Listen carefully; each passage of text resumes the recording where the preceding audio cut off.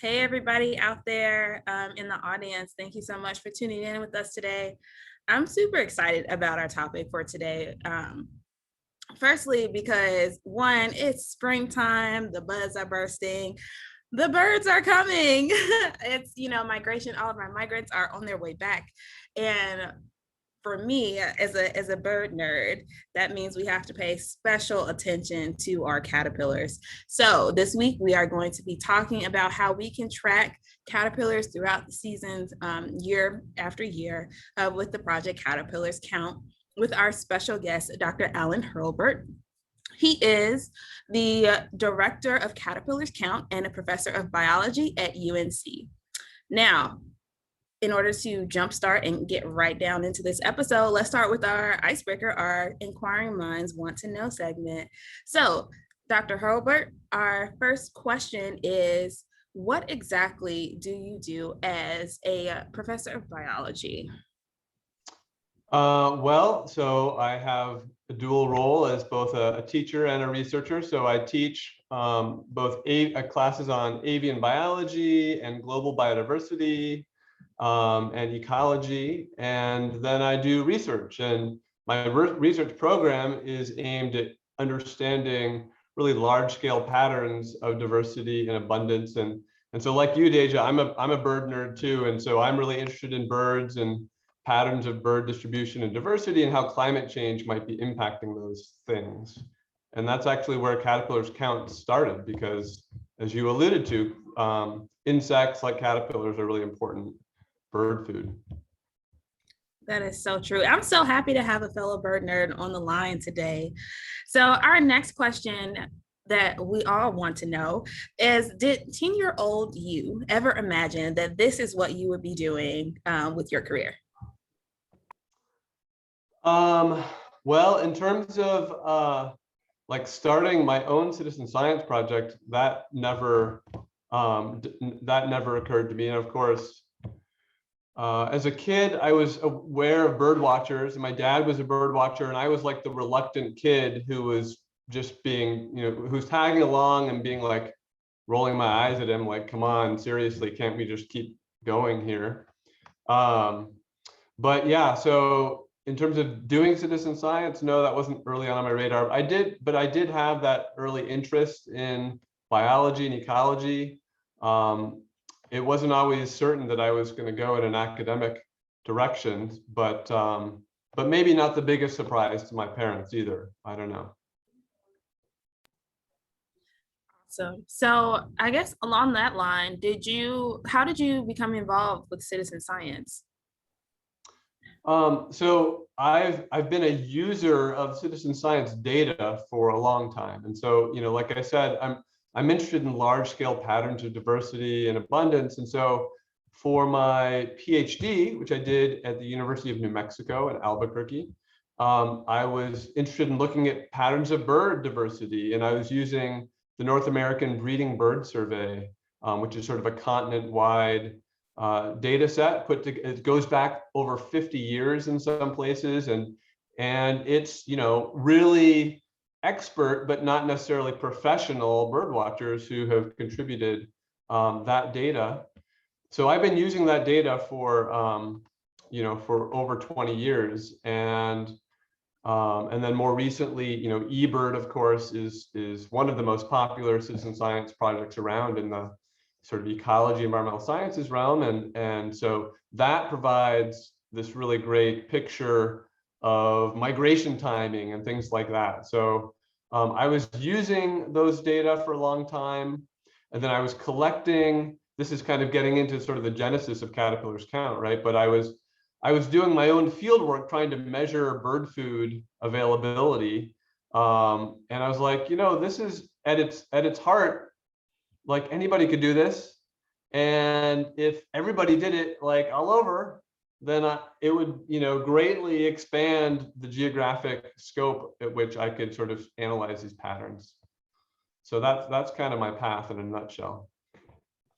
Awesome. I love that you discovered the magic of citizen science and letting everyone be able to contribute to a project. That is one of the beautiful things about it, is that we discover how simple and how easy it is for everyone to really be involved in science. And so I guess along those lines, since you were studying the abundance of caterpillars for so long, I guess I have to ask, what is your favorite caterpillar, or what is the most unique caterpillar? Mm.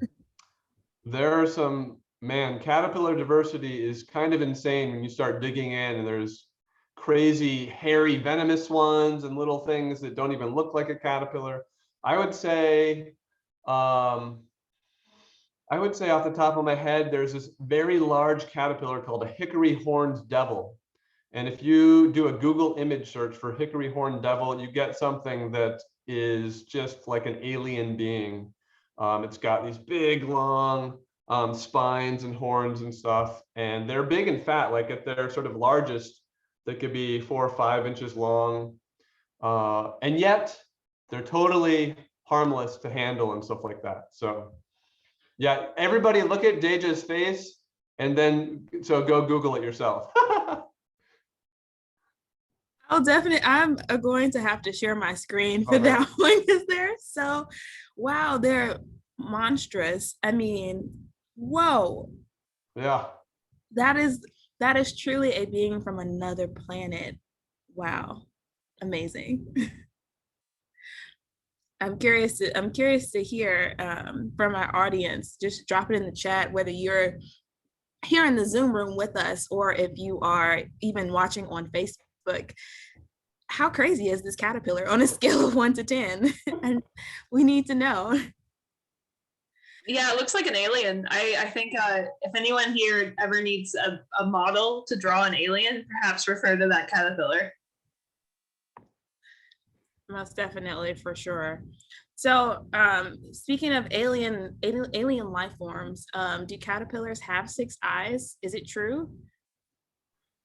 Yeah, so that one you've stumped me with, because I don't know, and maybe you know, having looked up the answer in advance to this question, but I had never heard that before. I know that I mean, well, actually, I don't know very much. You know, even though I started a project called Caterpillars Count, like you said, at heart, I'm a bird nerd, and I'm interested in these caterpillars and other arthropods as bird food. So while I can identify, I can identify a number of caterpillars to species.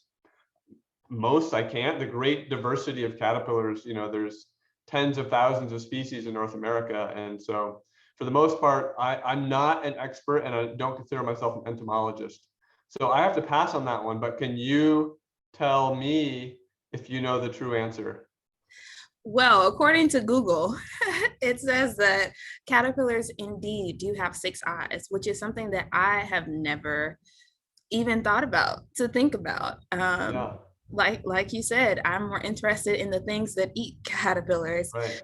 Um, and they're honestly, it's funny because if this project was around when I was younger, I would have had the perfect yard to do a study. This is a tiny segue, but very much so related to caterpillars. So growing up, I would spend a lot of time in my great grandmother's house, and she had this backyard.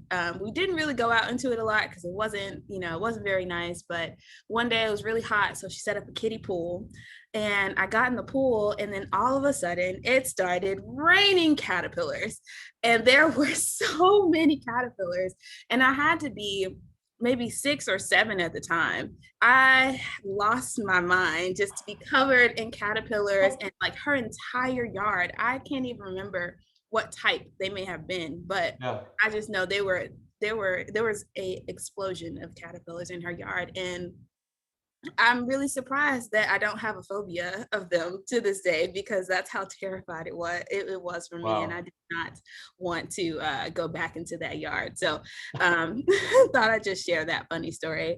But thank you so much for answering all of our Q&A questions and that our inquiring minds from our audience want to know. And I think it would be great to kind of segue into telling about the project. I mean, we've talked so much already about caterpillars. How exactly did this project come to be? Yeah, well, so like I said, I wanted to better understand how much food is available for birds out there. And we're really talking about, or what I'm most interested in, are foliage gleaning birds. A lot of our migratory birds are these little foliage gleaners, things like warblers and vireos and things like that. And there for a few years now, there's been concern not just about bird declines, but about insect declines. And there have been some alarming studies from various parts of the world suggesting that different insect groups may be declining over time. And of course, in different parts of the world, that could be due to different sorts of things. It could be due to climate change and warming. It could be due to pesticide use. It could be due to land use conversion and things like that. But so there have been enough studies where eyebrows are being raised, and we're sort of concerned about how widespread these insect declines are. That's one piece of it. Is there going to be less bird food going into the future? And to know that, we need to start monitoring for that bird food. But the second piece, specifically with respect to global warming and climate change, is that as environments warm, and of course, almost the whole globe is warming, but different parts are warming to different degrees. And so some parts of, say, North America, for example, trees are beginning to leaf out in spring a little bit earlier than they used to. Trees being, responding to temperature directly. And we might expect that insects would also respond to temperature directly in that respect. And of course, once the leaves are out on the trees, that's a big source of insect food for caterpillars, especially, and a lot of other insects. So if the trees are leafing out earlier, that might mean the insects and caterpillars are coming out earlier. And so now imagine you're like this little songbird down in Brazil, spending the winter chilling out. And it's like, okay, I'm going to migrate north to my breeding grounds to get all those tasty insects. But you don't realize that things have been advancing. We call it the phenology, right? Or that seasonal timing of the plants and the insects. If everything is changing in your breeding ground and you're a bird and you migrate at your normal time, you might actually miss that peak in insect availability and sort of get, with climate change, there's the possibility of getting out of sync or getting mismatched with those bird food resources. And so, yeah, one of the most important questions we're trying to get a handle on through this project is not just how much bird food is there at one point in time, but what does the bird food availability look like over, in North Carolina from May through July, and that kind of spans the bird breeding season, right? Like you said, we've got migrants. I've heard my first northern parulas and Louisiana water thrushes in our neighborhood forest in the last week. So things are starting to show up. Some things won't start showing up for another month or 6 weeks or something, but they're all kind of expecting maybe a month or 5 weeks from after they arrive. When they have chicks in the nest, they're really hoping there's all this bird food around.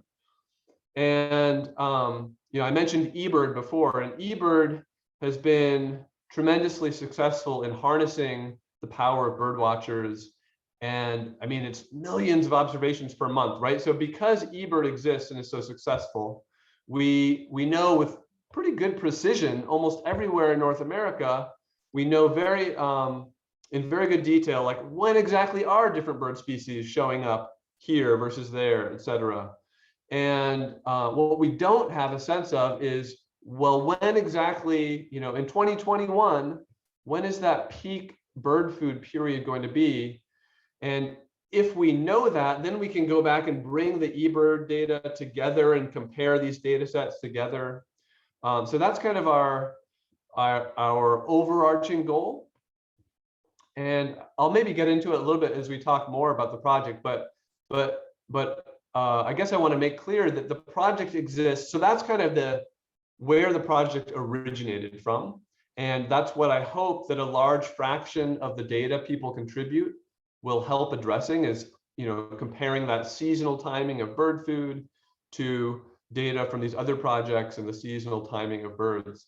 That said, people can participate in this project. It is possible to participate without doing, sort of a weekly monitoring thing. You could go out and monitor bugs in your yard on just one day and never do it again.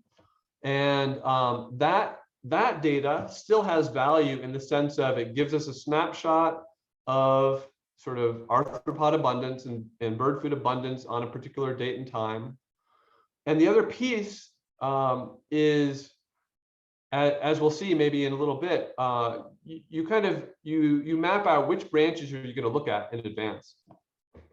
And in the best case scenario, you try to figure out what tree species those branches actually are from. And we know there's a lot of variation in how many bugs different tree species can support. Some species like oaks support this whole diversity of caterpillars, especially. Other species like beech trees, the leaves, for whatever reason, they're just not as nutritional. They don't have as many bugs. But we're still kind of getting a handle on, which tree species are best, which tree species support the most bugs. So even if someone were to participate just on one day, their data could be useful for assessing those kinds of comparisons as well. I have a quick question. So we have a lot of international users at SciStarter, and every once in a while, one of them will email me and they'll be bummed that they can't do caterpillars count. What would you tell those folks? I would say there's nothing stopping anyone anywhere in the world from doing caterpillars count. No, I mean, so far I've tried in various places to drum up interest outside North America, but all you need is a woody vegetation, so trees or shrubs. So like the Arctic Circle and Antarctica are out, but otherwise, if there's woody vegetation with leaves to look at, then you can do this project. That's awesome. That's great to know.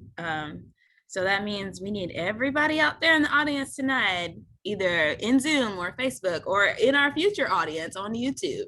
That means that we need you to be participating in Caterpillars Count.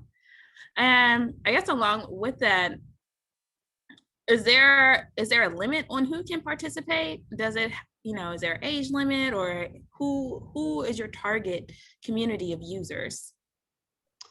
So let's see.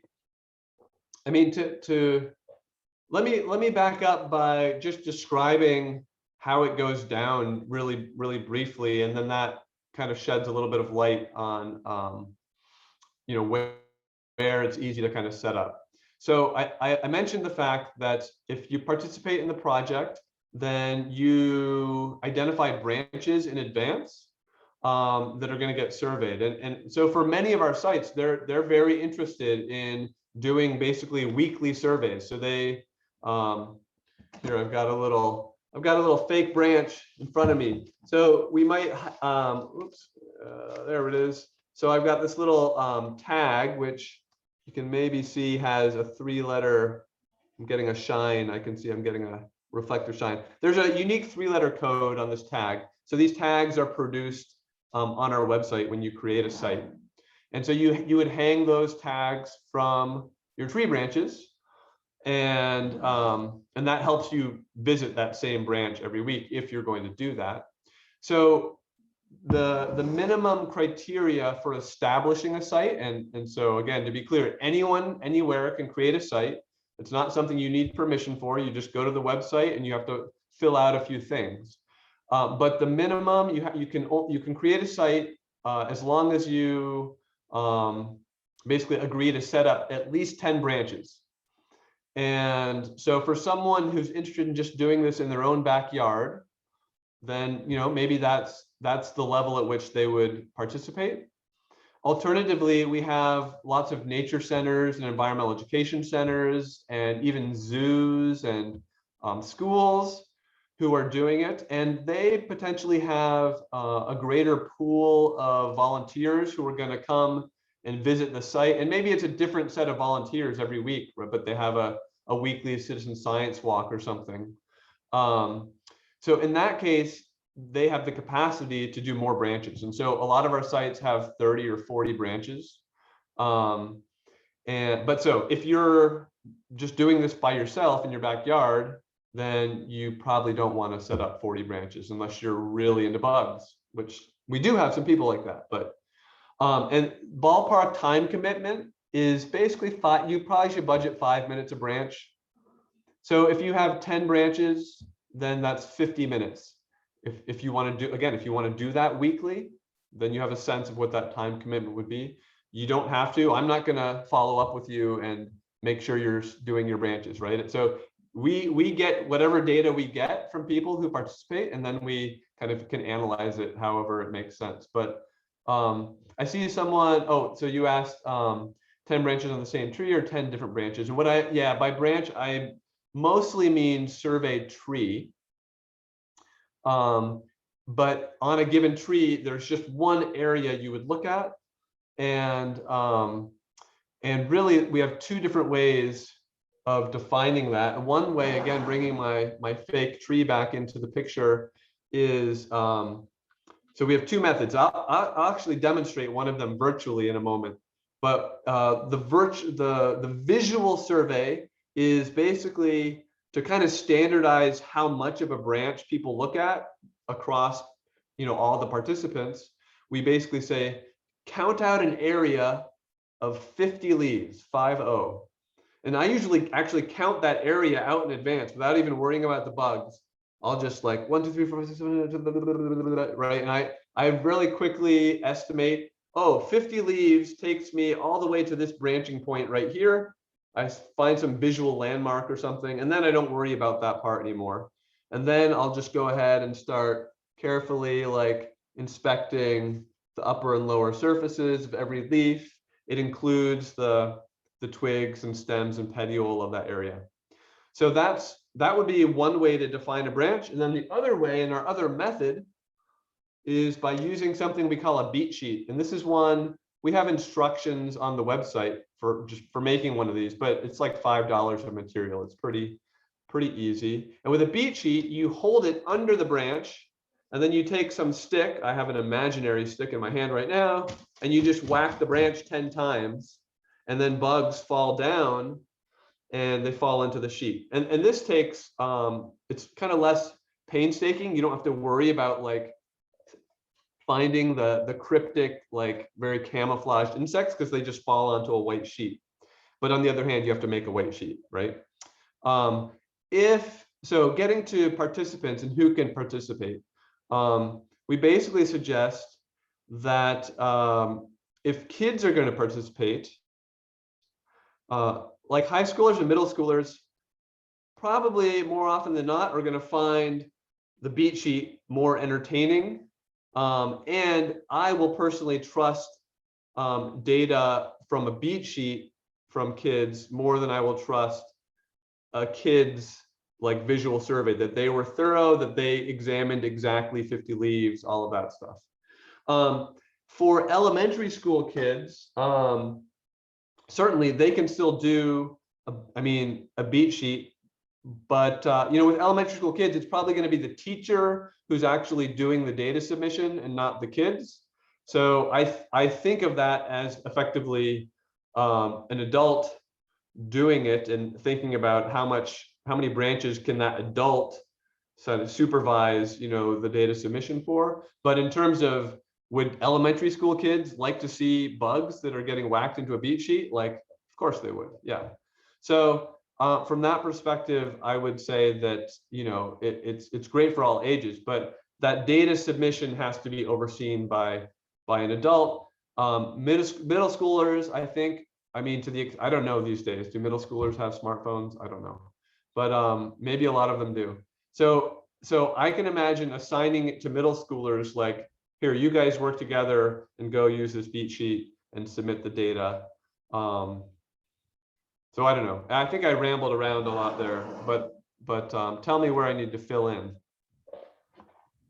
I think that sounds great. I can imagine families loving to participate in this project. I can imagine middle schoolers loving to beat a tree with a stick to find all the bugs. I mean, it sounds like a great project for all ages. And I think unless Caroline has another question, we can just move right into the rest of the project demo. We would love to learn what all we have to do in order to participate in Caterpillars Count. Great. Oh yeah, Caroline, do you have? My last quick question, because what you said kind of sparked a question in my mind about data quality, because you mentioned like being able to kind of trust the beat sheets versus just kids doing surveys on their own. Do you have data quality controls kind of built in? And I also asked this question because the number one question I get at SciStarter is, what if I do something wrong and ruin the whole project? People often ask me that. Right. So if you speak to data quality, that'd be awesome. Yeah. So, well, you know what? Let me get to the data quality question after I demo what it actually is like. You can see the exact sort of information we're asking for. And then I'll talk a little bit about data quality issues. I think that is super important. Do I have the ability? I do, to share my screen. Yeah. So let's see, I'm going to, so this is our website, caterpillarscount.unc.edu. And so we have on our website on the, the Learn tab, we have this virtual survey game. And so this gives you a sense of kind of what it's like. But basically, we have a free mobile app, and this is kind of demonstrating a little bit what it's like to use that app. So now this is a super easy branch we're looking at. This is level 1 of the game. You can see the branch, and we're looking for bugs on the branch, right? There's one big obvious one, and there's a teeny tiny guy here. So if you were doing a visual survey, you're searching the branch, you see a bug. And what you're going to do in our mobile app is say, yes, I found something. And it's going to ask you, well, what did you find? And, although the project is called Caterpillars Count, there's lots of other types of insects and arthropods that make up important bird food. Caterpillars really kind of, they're in the pole position. They're just soft, juicy bags of protein for young birds. But these other things are used as well. And so we try to record all of them. And this is the level of sort of taxonomic resolution that we expect people to be able to identify. For the most part, it's sort of at the level of order. And we have a bunch of resources on our website for practicing how to identify bugs to beetle versus true bug versus leafhopper, all of these things. But so you can see here, this drop down, this is what you would have to do. So I look at this. I say, oh, this guy, he's got a straight line right down the back where those wing casings meet. And I've seen one of these before. And so I know that's a beetle. So I'm going to click on beetle. And then the second piece we have to estimate is how big is this beetle? Because a teeny tiny beetle means a different amount of bird food than a really big beetle. And so we're going to estimate its length in millimeters.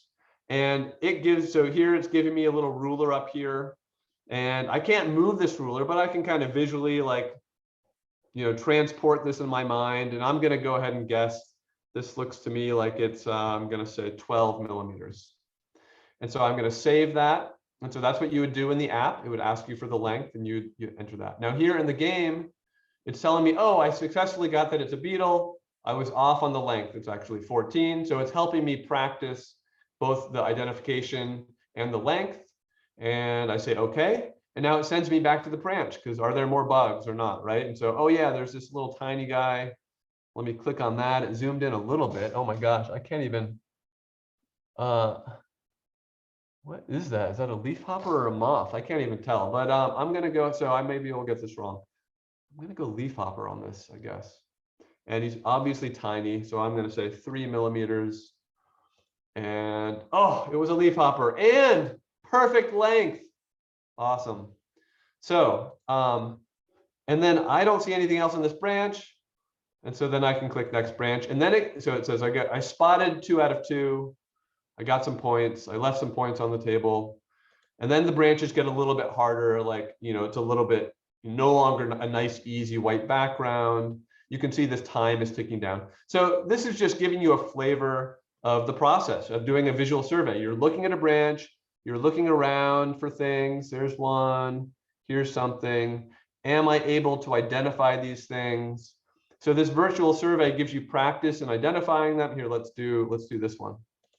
So this guy, I know that this is a true bug, which is an official group. It's got, these are often called stink bugs or shield bugs, and I think of them as having pointy shoulders. These kinds do. And I'm going to say that is a length 5. Yes, perfect. So anyway, so this is fun. The branches are different every time you play this. Well, I should say there's a few sets of branches, but the location of the bugs and which bugs are there is different every time.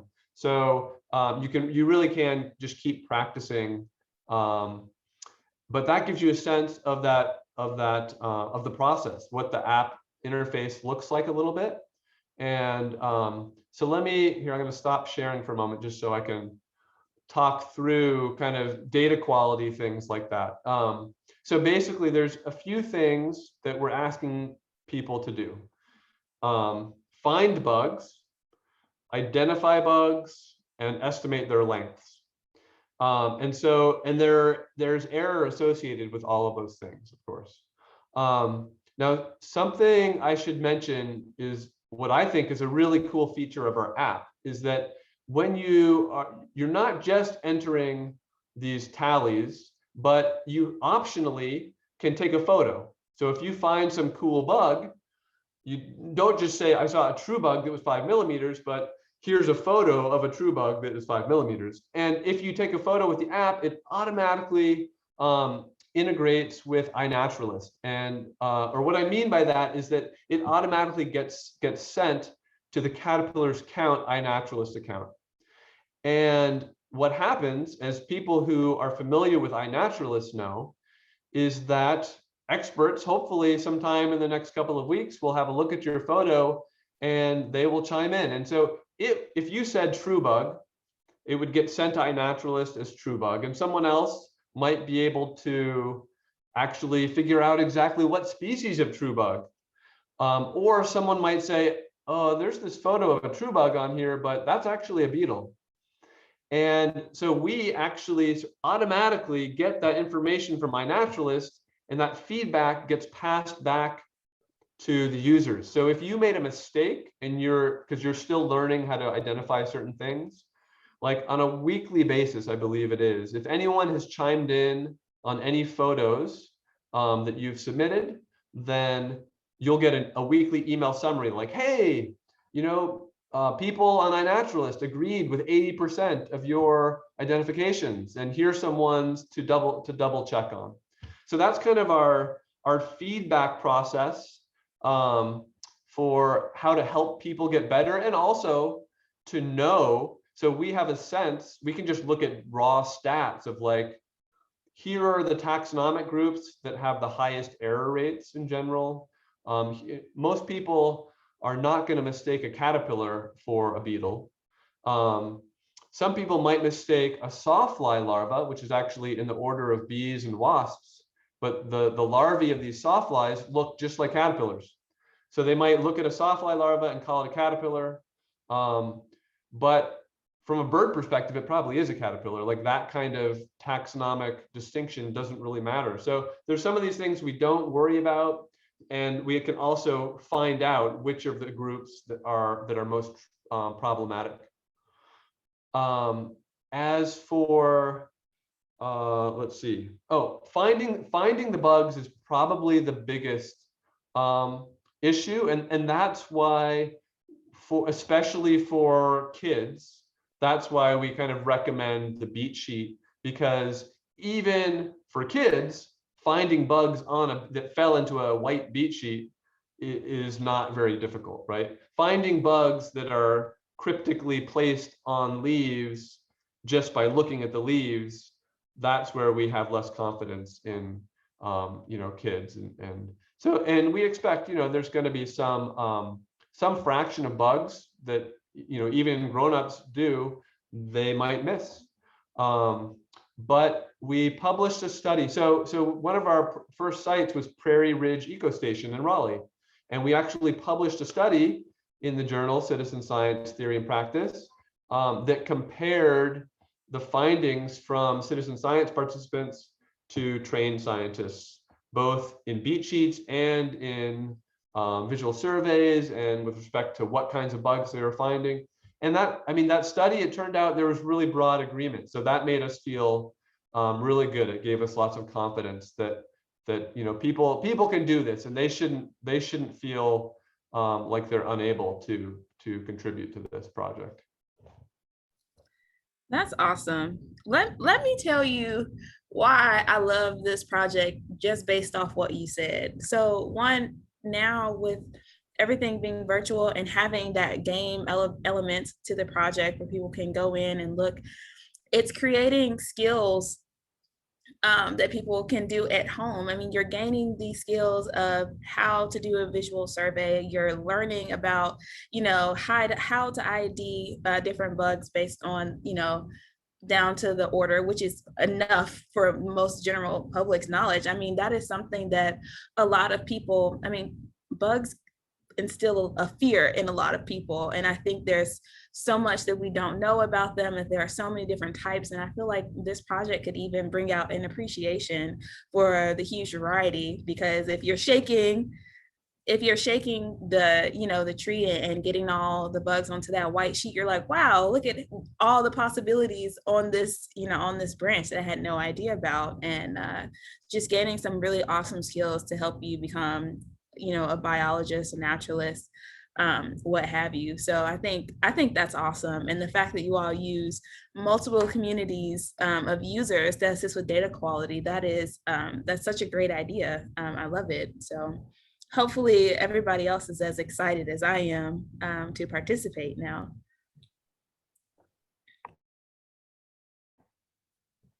And I guess moving on from the project demo, that was great. I'm excited to participate. Hopefully everybody else in the audience is too. I would like to kind of steer more questions to I guess the data behind it. I see we have a question in the chat. Someone wants to know how many current and active users are there for the project? Oh, that's a great question. Actually, let me share my screen again and just sorry. So here's just kind of our most recent infographic so far. So we've had over 1,300 people submit observations. We've got 85 participating sites. And so you can see this is a map. This is a map of most of our sites. We have some sites out west, but the vast majority up to this point are out east. And part of that has been that we have, well, part of it is that I'm out east, and part of it is that our protocol, you know, was initially specified around deciduous vegetation, broadleaf vegetation, more so than coniferous. Actually, this year we're piloting a way to collect these data on conifers, and so it's not like a 50 needle survey, which would be like a tiny little area of a branch, but we're trying to focus just on doing beat sheets on conifers. But anyway, so we're hoping to expand out west. This map is a partial map of the participating sites. But yeah, so far we've done, or participants have contributed over 50,000 survey branches. A typical site, so at each one of these dots, they set up a site, which means they said, I'm going to do a certain number of branches, and you pick what that number is in a multiple of 5, at least 10. So the median site sets up 25 survey branches, and they would monitor on 16 different dates. So maybe that's weekly, maybe that's probably most often it's weekly. Some people will monitor less frequently. Some sites get really into it and want to do it twice a week or something like that. But so there's the basic sense of sort of the breadth of our participation so far. And you can view this map on our website, and maybe later we'll actually, Deja, you were actually mentioning like talking about data. Can I just go into this part of the website and show off? Great, awesome. So here I'm just at Explore and then the Maps and Graphs page. The Maps and Graphs page, at first there's just a site leaderboard just for bragging rights of who's seen the most caterpillars or the greatest proportion of caterpillars at their site. So, you know, typically I would say you can expect to find a caterpillar maybe 5 to 10% of the survey branches. So most branches don't have caterpillars.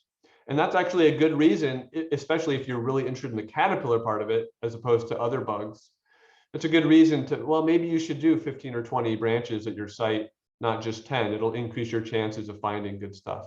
But maybe you're one of these lucky places where 20 or 25% of their survey branches, they've been coming across caterpillars. So that's what this column on the right is showing.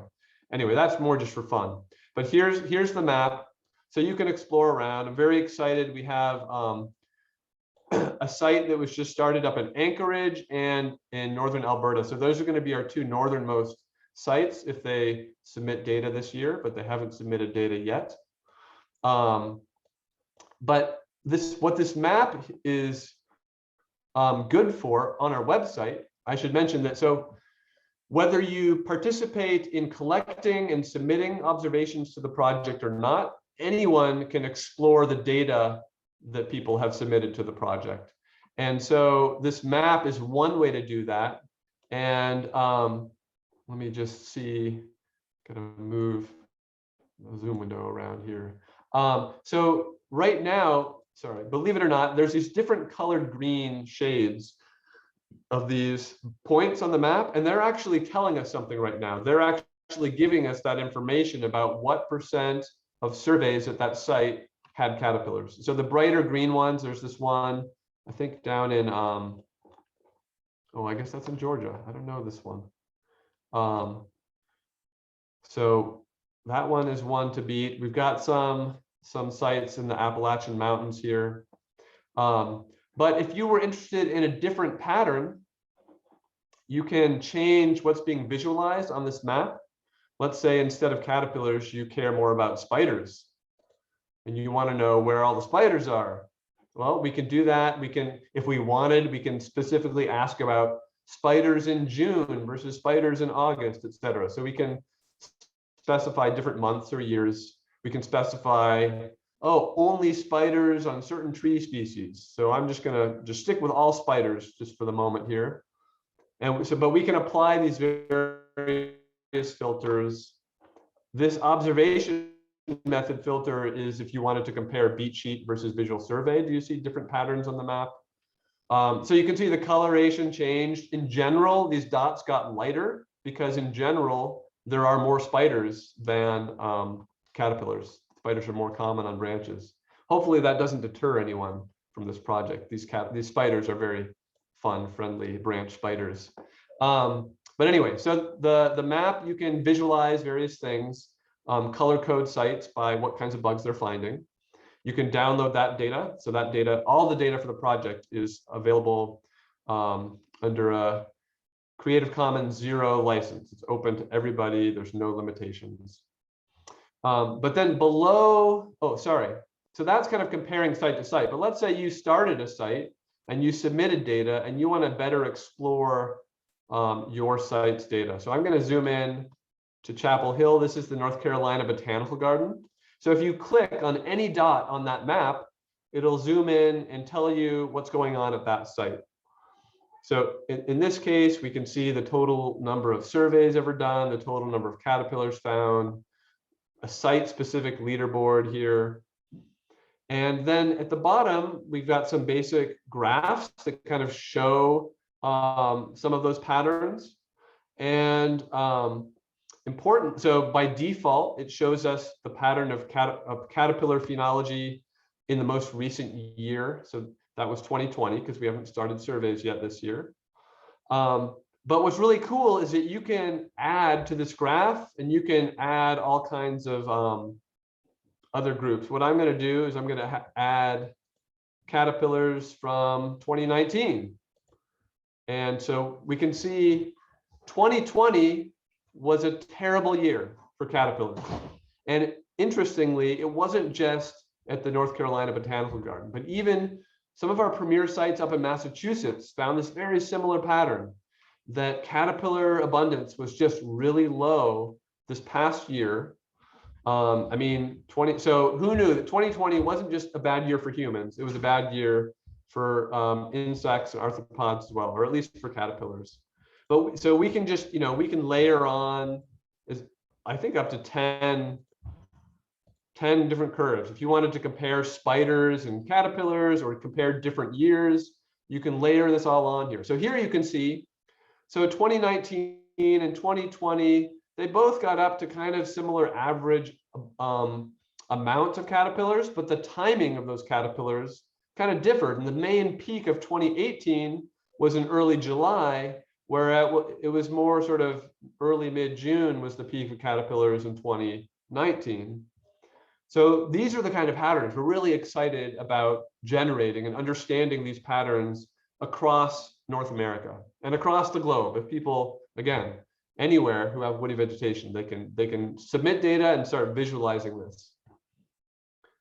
There's a little download button. Again, if you're doing this as a class project, then you can download the data underlying these graphs to do, to do statistical tests or whatever students might want to do.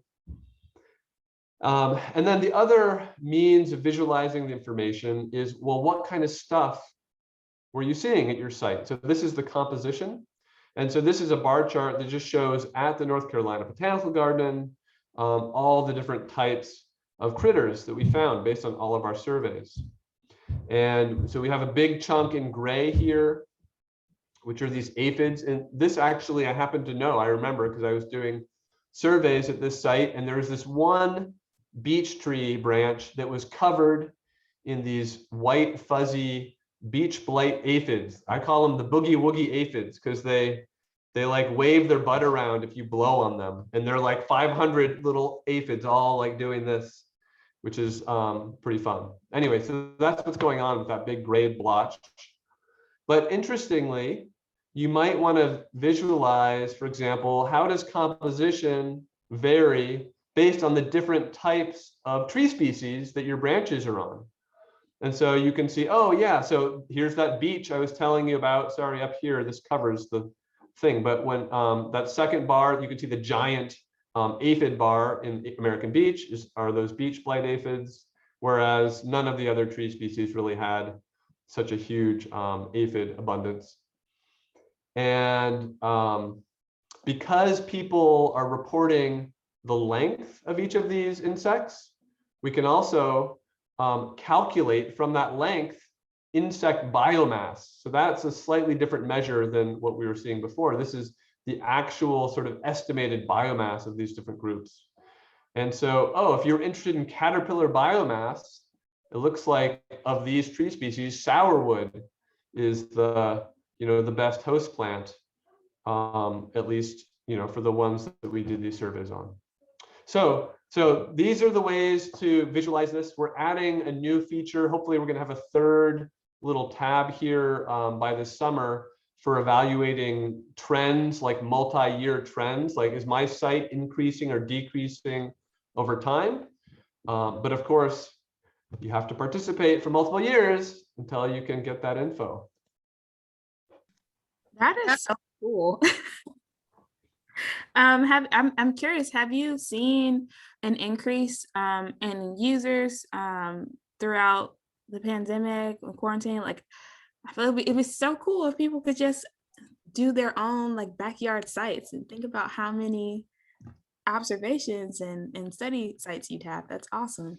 Yeah, I think it was a little bit of a trade-off last year because as I mentioned, a lot of our participating sites are nature centers and environmental education centers, and to the extent that they had to reduce, visitor, well, many of them like just closed, or they didn't have the same interaction with their visitors as they used to, and so a lot of those sites weren't able to participate last year. But we did get some sites that I think were more people's backyards, and we did try to pivot to showcasing that as an option. But I think maybe, I think we still need help figuring out where to get the word out. I think SciStarter is a great, way to get the word out to, people who aren't necessarily tied to a particular nature center, but who are just looking for something to do with their family in their yard or something. So, yeah. Well, that is great to know. Everybody in the audience, participate in Caterpillars Count. Make your backyard a study site.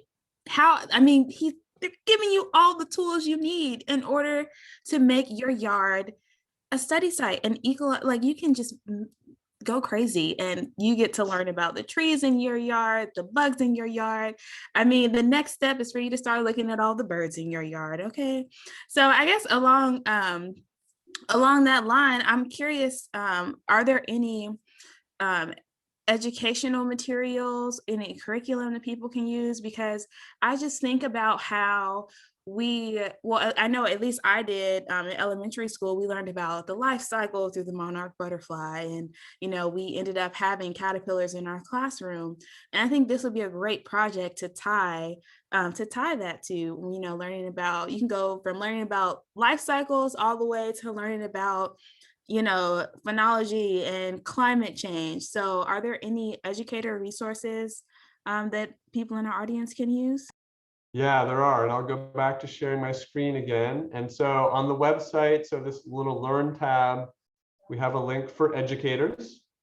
And so we have a few different things. Classroom activities include some lesson plans, and I'll click on this in just a moment. But I also just wanted to highlight below that, we have a list of all kinds of other side projects that are complementary to Caterpillars Count. That if someone were to get really into Caterpillars Count and they wanted to take it in other directions, you can rear out caterpillars, you can collect caterpillar poo that rains down, and we actually do this. So that's what frass is. Frass is just caterpillar poo. And a limitation of Caterpillars Count is that it's really just describing what are the caterpillars and bugs that are available at the level of vegetation that we can reach. But of course, in a forest, a lot of that vegetation is way above us. So we also, as researchers, we put out just these little milk jug traps lined with a mesh netting. It catches frass that rains down from caterpillars munching up in the tops of the canopy. And it allows us to, even though we don't know what species of caterpillars it's from, it allows us in general to say, oh, at what time during the summer did that caterpillar frass peak? And was the timing of that frass peak the same as the timing of when we saw peak caterpillars down at sort of eye level?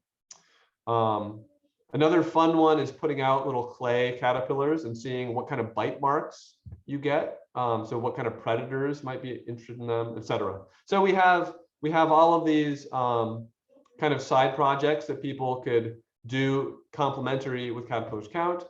And then in terms of actual classroom activities, oops, I forgot that took us over here.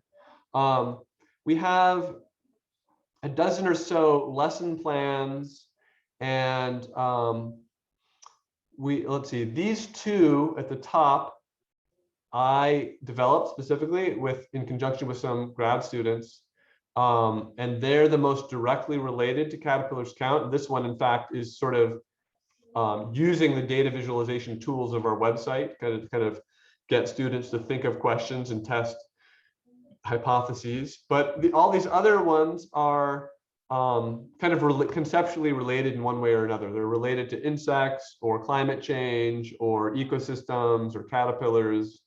And I've just collated them, and kind of put them centralized in one place so that for people to discover them and see what works best with their class situation.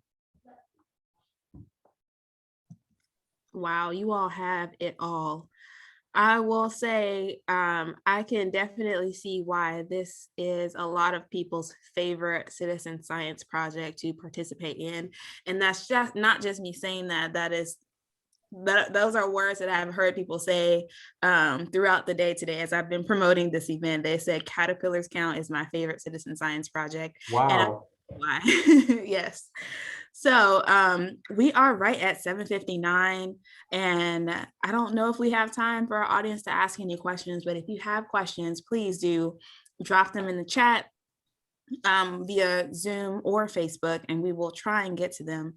But other than that, I think that this was an awesome episode, and I believe that, you know, if you are really, really, really trying to, jump right into citizen science, why not start with Caterpillars Count? It's a great project. They have all the resources, not only for you to learn about, the caterpillars in your yard or whatever study site you choose, but they also have resources for you to bridge off and to continue learning, which is something that I love.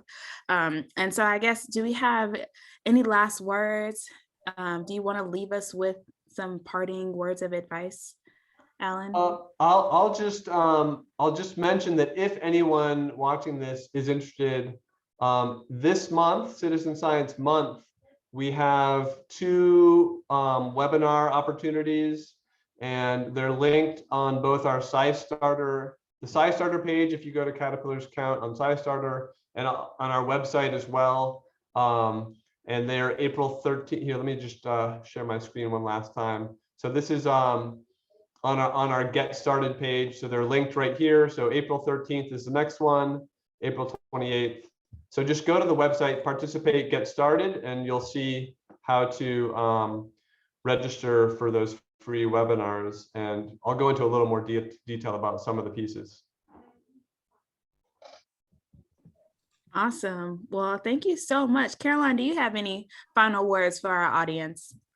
I just scanned the Facebook and I don't see any questions there. And it looks like we don't have any questions in chat. So just a big thank you to you, Deja, for educating us each week. And thank you to Dr. Hurlbert for telling us about Caterpillars Count. And I have a theory, Deja, because I hear that a lot too, about people saying Caterpillars Count is their favorite project. And I think it's because you all are so organized. You know, the fact that you have like all the educated materials under the sun, and that it's really clear that you've been really thoughtful about this, and you have different controls for data quality, and you can go on the map and look and see where certain contributions are. It's just really clear that you all put a lot of care into this and that you're really passionate about answering these questions. So I think that's why you're everybody's favorite. I had no idea, but thank you guys for those kind words. That makes me feel really good. It's true. It's all true. Well, I think we'll wrap it up here. Have a good night and see you next Monday, Deja, for who's up next? Let me see. I gotta check. I gotta go to scistar.org/ncsu-home to check. This is a not so subtle plug for you all to do the same thing. Next Monday, we have the City Nature Challenge in Natural, North Carolina, with Chris Goforth as our special guest. Exciting. So if you enjoyed today's episode, make sure you join us right here on Zoom, 7 p.m. next week, and we'll talk about the City Nature Challenge. Thanks, everybody. It was great to see you. Thank you, guys.